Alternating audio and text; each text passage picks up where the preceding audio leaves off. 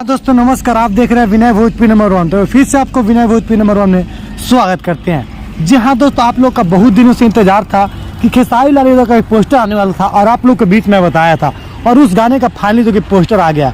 जो कि बता दें, ये गाने का पोस्टर जो कि कल ही आने वाला था, जो कि बता दें ये कल शाम में रिलीज होने वाला था, पर प्रेम के पुजारन जो कि फिल्म का जो कि टीजर रिलीज हो गया, उसके कारण से जो कि इस मूवी का जो कि मूवी के कारण जो कि इस पोस्टर को रोक दिया गया था। और फाइनली आज पोस्टर आ गया है। और बता दें, अखिलेश कश्यप का लिखा हुआ है, इसके साथ जो गाई है वो शिल्पी राज है, और तत्काल में इसका वीडियो शूटिंग किया गया, वो दिल्ली में किया गया।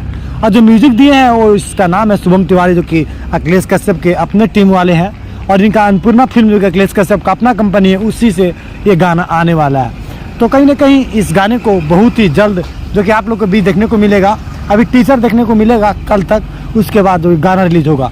तो कहीं ना कहीं एक बहुत ही बड़ी बात है खेसारी लाल यादव की टीम के द्वारा। वहीं पर राजीव शर्मा जो कि खेसारी लाल की टीम से बाहर आ गए हैं, तो इससे कोई फर्क नहीं पड़ता भाई, ऐसे ऐसे जो कि टीम में जुड़ते रहते हैं।